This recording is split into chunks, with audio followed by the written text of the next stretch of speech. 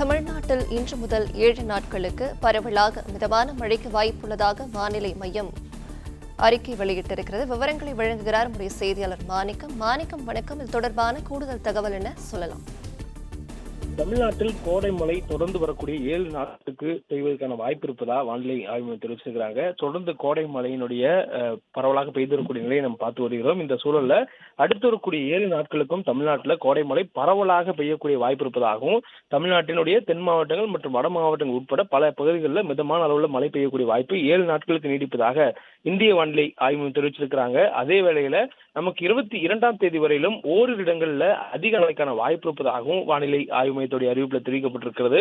குறிப்பாக அதிக மழை என்று சொல்லும் பொழுது மேற்கு தொடர்ச்சி மலை, தென் மாவட்டங்கள் மற்றும் டெல்டா உள்ளிட்ட மாவட்டங்கள்ல ஓரிரு இடங்கள்ல மழை அதிக மழை என்ற அளவில் பெய்வதற்கான வாய்ப்பு இருப்பதாகவும், எந்தெந்த மாவட்டங்கள் என்ற விவரங்களை அடுத்து வரக்கூடிய வானிலை முன்னறிவிப்புல சென்னை மண்டல வானிலை ஆய்வு மையம் கொடுப்பதாகவும் தெரிவிக்கப்பட்டிருக்கிறது. இந்த சூழல்ல தென் மாவட்டங்கள்ல ஓரிரு இடங்கள்ல வரக்கூடிய 23ஆம் தேதி வரையிலும் கனமழைக்கான வாய்ப்பு மிகு கனமழை என்ற அளவில் நீடிக்கும் என்ற ஒரு அறிவிப்பும் இந்திய வானிலை ஆய்வு மையத்தால் கொடுக்கப்பட்டிருக்கிறது. மேலும் வரக்கூடிய 22ஆம் தேதி வங்கக்கடல்ல குறைந்த காற்றழுத்த தாழ்வு பகுதி உருவாகக்கூடிய சாதகமான சூழல் தற்போதும் நீடிப்பதனால 22ஆம் தேதி அது உருவானதுக்கு பிறகு நமக்கு மழைக்கான வாய்ப்பு மாறுபடும் எனவும், அந்த குறைந்த காற்றழுத்த தாழ்வு பகுதி வடகிழக்கு திசையில் நகர்ந்து மத்திய வங்கக்கடல் பகுதிகளில் காற்றழுத்த தாழ்வு மண்டலமாக வலுப்பெறும் எனவும் தற்போது தெரிவிக்கப்பட்டிருக்கிறது. இந்த சூழல்ல அது காற்றழுத்த தாழ்வு மண்டலமாக வலுப்பெறும் பட்சத்துல மேற்கு தொடர்ச்சி மலையை ஒட்டி இருக்கக்கூடிய மாவட்டங்கள்ல அதிக மழை பெய்வதற்கான வாய்ப்பு தொடர்ந்து நீடிக்கும் என்ற ஒரு அறிவிப்பும் தற்போதைய சூழல் கொடுக்கப்பட்டிருக்கிறது.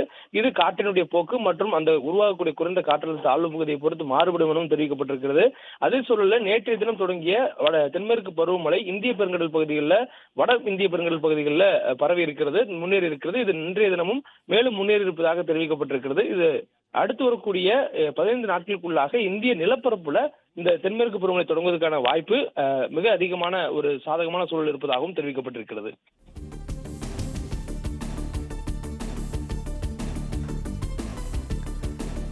விவரங்களை வழங்கியமைக்கு நன்றி மாணிக்கம்.